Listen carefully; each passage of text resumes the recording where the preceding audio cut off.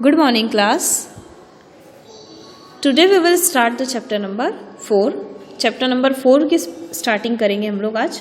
Chapter number 3 हम complete कर चुके हैं. चैप्टर नंबर 4 दैट मीन्स आपकी यूनिट नंबर 3 है. यूनिट नंबर 3 के अंदर आपके 2 चैप्टर आते हैं, चैप्टर नंबर 4 और 5. उसमें से हम आज चैप्टर नंबर 4 पढ़ेंगे. 4 आपका क्या है?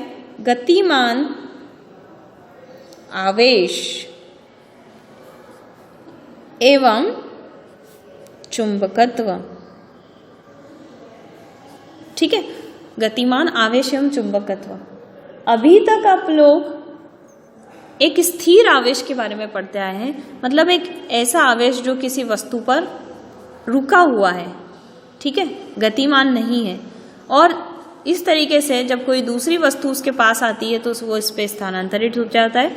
और इस तरह से हमने यूनिट नंबर 1 में पढ़ा था कि कैसे कोई रुके हुए आवेश किसी एक वस्तु से दूसरी वस्तु पर स्थानांतरित हो जाते हैं अलग अलग विधियों द्वारा, जैसे कि चालन है, प्रेरण है.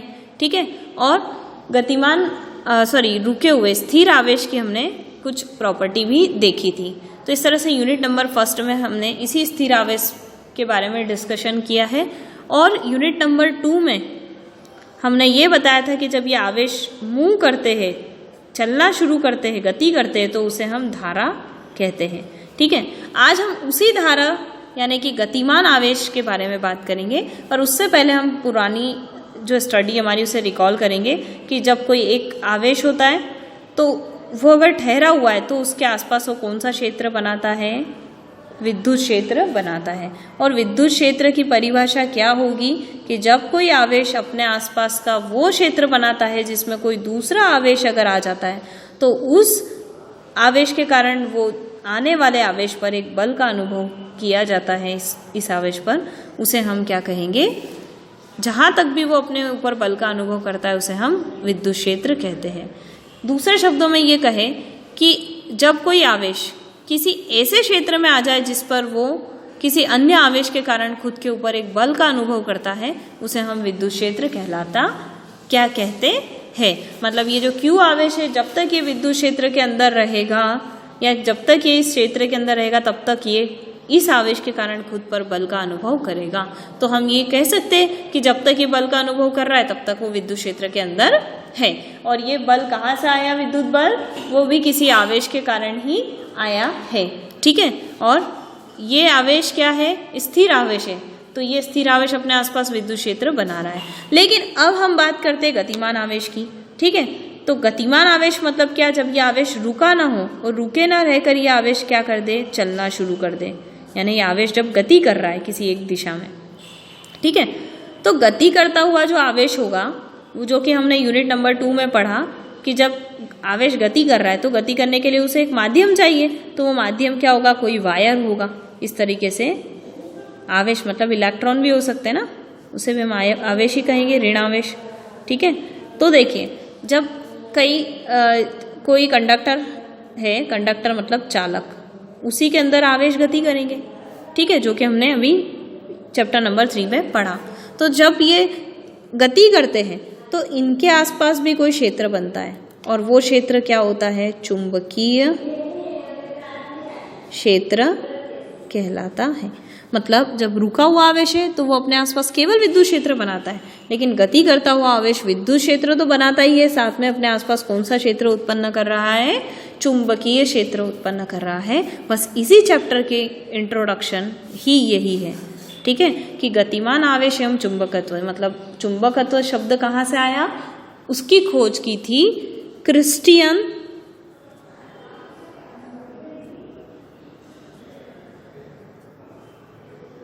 ऑरस्टेड. इसको ऐसे लिखा जाएगा, ऑरस्टेड ने की थी इन 1820. 1820 में.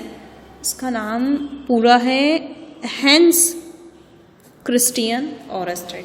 ठीक है, उन्होंने ये चीज़ समझाई थी कि जब कोई आवेश गतिमान रहता है या गति करता है तो वो अपने आसपास चुंबकीय क्षेत्र बनाता है.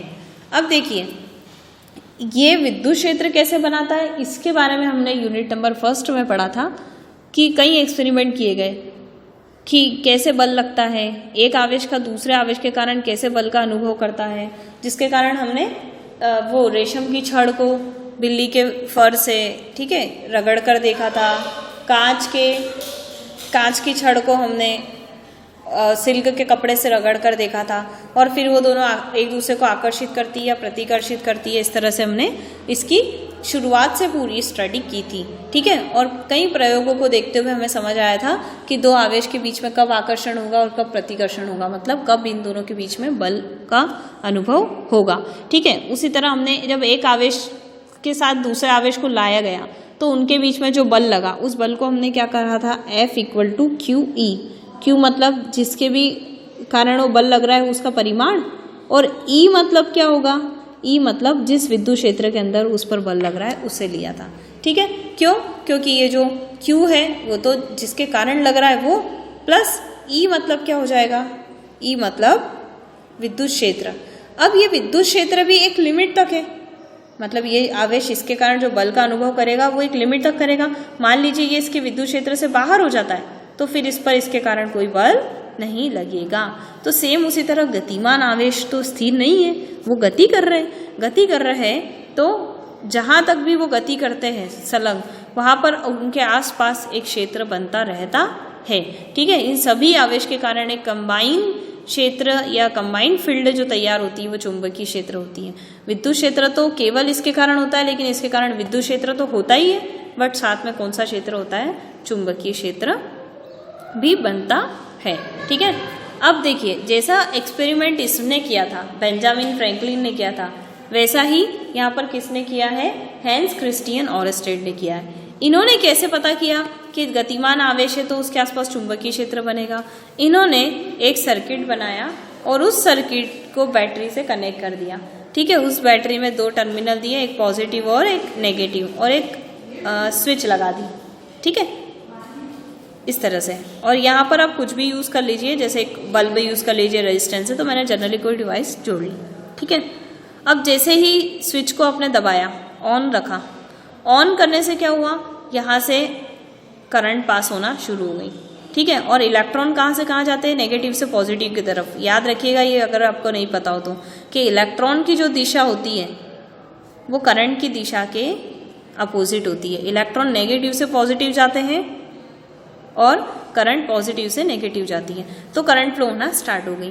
तो जब करंट फ्लो होना शुरू हो गई तो हमने एक मैग्नेटिक कंपास, आपने देखा होगा, जो आजकल बच्चों के स्टेशनरी बॉक्स के अंदर भी आता है, ईस्ट वेस्ट नॉर्थ साउथ, ठीक है।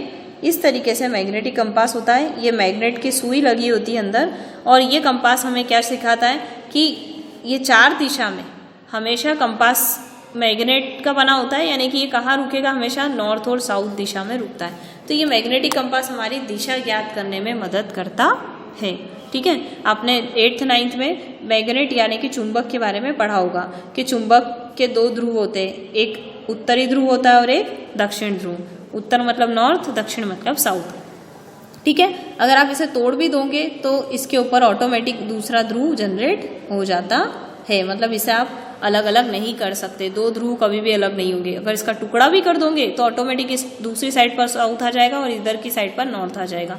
हमेशा इसके दो ध्रुव होते हैं, उत्तरी और दक्षिणी ध्रुव, जिसे हम नॉर्थ साउथ कहते हैं। और ये सारी बेसिक प्रॉपर्टी आपने देखी होगी कि जब आप इसे लटका देते हैं तो हमेशा ये कहाँ रुकता है, नॉर्थ साउथ दिशा में ही रुकता है। तो इसी पर बेस्ड हमने एक उपकरण बनाया, एक डिवाइस बनाई, जिसे हम मैग्नेटिक कंपास कहते हैं, चुंबकीय कंपास कहते हैं। इस कंपास सुई होती है इसके अंदर, इसे कंपास सुई कहते हैं। ये कंपास सुई, इसे आप कहीं भी रख दो, ये छोटी सी डब्बी जैसा होता है, इसे आप कहीं भी रख दो, ये हमेशा नॉर्थ से साउथ में रुकेगा। और जब चुंबकीय क्षेत्र इसे मिल जाता है तो आसपास कोई दूसरी चुंबकीय रेखा इसके अंदर से जब गुजरती है तो इस सुई के अंदर थोड़ा सा वाइब्रेशन होता है, ठीक है। ये अब हिलने लग जाती है, धीरे धीरे डिफ्लेक्शन होना शुरू कर देता है। तो इन्होंने ये मैग्नेटिक कंपास को जब इधर स्विच ऑन करके मैग्नेटिक कंपास को इसके पास लाया गया, ठीक है, तो ये मैग्नेटिक कंपास की जो सुई है इसके अंदर वाइब्रेशन आना शुरू हो गए, ठीक है। क्यों? क्योंकि ये अपने आसपास चुंबकीय क्षेत्र को फील करने लगी, ठीक। उसी तरह जैसे ही हमने इस स्विच को बंद कर दिया, अभी ये स्विच बंद थी तो ऑन कंडीशन थी, अब स्विच को ओपन कर देंगे, खुल गई ये स्विच, ऑफ कंडीशन रख दी है, ठीक है। ऑफ कंडीशन में लाने से क्या हुआ, फिर हमने देखा कि कोई करंट फ्लो नहीं हुई, ठीक है, क्योंकि यहाँ पर स्विच खुली है। अब फिर हमने इस कंपास सुई को यहाँ लेकर आए तो इसकी दिशा नॉर्मल नॉर्थ साउथ ही थी और कोई डिफ्लेक्शन नहीं आया, ठीक है। इसके अंदर कोई डिफ्लेक्शन मतलब ये सुई जो सेंस कर रही थी वो नहीं आई, ठीक। उसी तरह तीसरी बार हमने इसके टर्मिनल को बदल दिया। ये एक्सपेरिमेंट ऑरस्टेड ने किया था फर्स्ट टाइम, फिर उन्होंने स्विच को लगा दिया था, ऑन कर दिया था, और फिर वो मैग्नेटिक कंपास को इसके पास लेकर आए तो उन्होंने देखा कि उसकी दिशा बदल गई। जो सुई का आगे वाला हिस्सा इस तरफ था और पीछे वाला इस तरफ था, वो अब पीछे वाला इस तरफ आकर आगे वाला इधर हो गया। तो देखो पोल चेंज हो गए, तो अब इलेक्ट्रॉन इधर मूव कर रहे हैं और पहले इलेक्ट्रॉन इधर मूव कर रहे थे, यानी कि पहले गतिमान आवेश की दिशा अलग थी, तब जो डिफ्लेक्शन आ रहा था उसकी दिशा भी अलग थी, और अब गतिमान आवेश ऐसे है और धारा ऐसे है।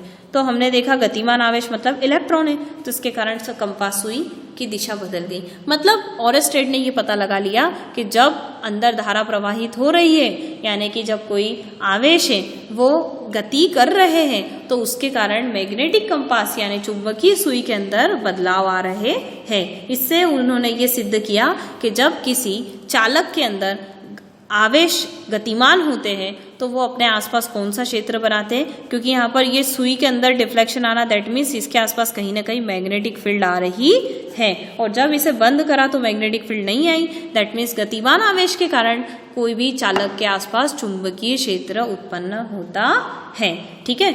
ये तो हमने सिद्ध कर दिया, लेकिन अब हम नॉर्मली समझेंगे कि जब कोई आवेश रुका हुआ था उसके कारण दूसरे आवेश पर जो बल था वो कैसा था, F = QE था, ठीक है। लेकिन इस गतिमान आवेश के कारण, ये आवेश जो गति कर रहा है इसके कारण चुंबकीय क्षेत्र अगर उत्पन्न हो रहा है और उस चुंबकीय क्षेत्र में अगर कोई दूसरा आवेश आ जाता है, तो मान लीजिए ये इलेक्ट्रॉन है इस तरह से जा रहे हैं, ठीक है, यहाँ पर देखिए इलेक्ट्रॉन मूव कर रहे हैं और इसके आसपास कोई दूसरा आवेश आ जाता है, तो इस इलेक्ट्रॉन ये जो आवेश है इसके कारण इस आवेश पर कोई बल तो लगेगा, लेकिन चुंबकीय क्षेत्र के अंदर आ चुका है वो, मतलब कोई आवेश गति कर रहा है, ठीक है, वो प्लस भी क्यू भी हो सकता है और इलेक्ट्रॉन भी हो सकता है, कुछ भी हो सकता है, और उसके अंदर कोई दूसरा आवेश आ जाता है तो ये चुंबकीय क्षेत्र के अंदर आया है, ठीक है। तो विद्युत क्षेत्र के अंदर जो बल लग रहा था वो क्या था, F = Q, मतलब उस आवेश का परिमाण × E था, और चुंबकीय क्षेत्र के लिए क्या होगा, F = Q तो उस आवेश का परिमाण है, लेकिन विद्युत क्षेत्र न होकर क्या होगा, vector V cross vector V। Vector V मतलब क्या, वो आवेश जिस वेग से गति कर रहा है, वेग भी एक सदिश राशि है, और किसके अंदर गति कर रहा है, उस चुंबकीय क्षेत्र के अंदर गति कर रहा है, तो दोनों का गुणनफल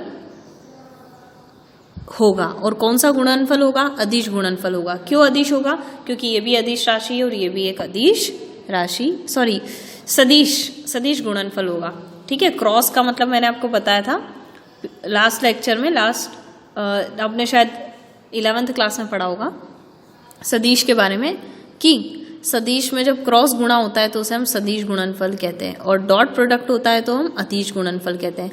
आप अपने मन से इसे V.B न लगाए, ठीक है, क्योंकि इसका मतलब अलग होता है। क्रॉस मतलब सदिश गुणा हो रहा है, सदिश क्यों हो रहा है, क्योंकि वेग भी एक सदिश राशि है और चुंबकीय क्षेत्र भी एक सदिश राशि है, ठीक है। तो इस पे चुंबकीय क्षेत्र में लगने वाला बल क्या होगा, Q × vector V cross vector B, ठीक, क्योंकि V क्या है, जिस वेग से गति कर रहा है, और यहाँ पर तो वेग था ही नहीं, सिंपल क्या था, विद्युत क्षेत्र, तो हमने Q में E का मल्टीप्लाई कर दिया था, जबकि यहाँ पर क्या है, V वेग से उस चुंबकीय क्षेत्र के अंदर गति कर रहा है, तो चुंबकीय क्षेत्र और वेक्टर V दोनों का गुणनफल होगा। कौन सा गुणनफल होगा, सदिश गुणनफल होगा। तो ये हम आगे भी देखेंगे, पर अभी आपको जस्ट इन टर्म को समझाने के लिए मैंने इसका यूज किया है। आप इसे डायरेक्ट भी याद रख सकते हैं कि जब चार्ज रुका हुआ है, स्थैतिक चार्ज है, स्थिर चार्ज आवेश है, तो उसके लिए जो बल है वो QE होगा, और जब चार्ज गतिमान है तो उसके चुंबकीय क्षेत्र में लगने वाला बल Q × V क्रॉस B होगा, ठीक है। तो ये आज के लिए इतना ही। हमने ओरेस्टेड के क्या कंसेप्ट थे वो हमने समझा। हमें हैंस क्रिस्टियन ओरेस्टेड ने बताया था कि गतिमान आवेश के आसपास, जब कोई गतिमान आवेश के आसपास कौन सा क्षेत्र बनता है, चुंबकीय क्षेत्र बनता है, ठीक है, और उस पर लगने वाला बल वेक्टर F = QVB होता है। अब नेक्स्ट लेक्चर में हम लोग एम्पियर का स्विमिंग या तरल नियम देखेंगे। तैरने का नियम है वो, स्विमिंग मतलब तैरना, ठीक है। तो ओरेस्टेड के प्रयोग के बाद एम्पियर के तैरने का नियम देखेंगे। फिर हम किसी भी कंडक्टर के अंदर, किसी भी चालक के अंदर जब विद्युत क्षेत्र उत्पन्न होता है तो उसकी दिशा कैसी बनती है, वो कैसा दिखता है, किस दिशा में उत्पन्न होता है, उसके बारे में देखेंगे। आज के लिए इतना ही। Thank you.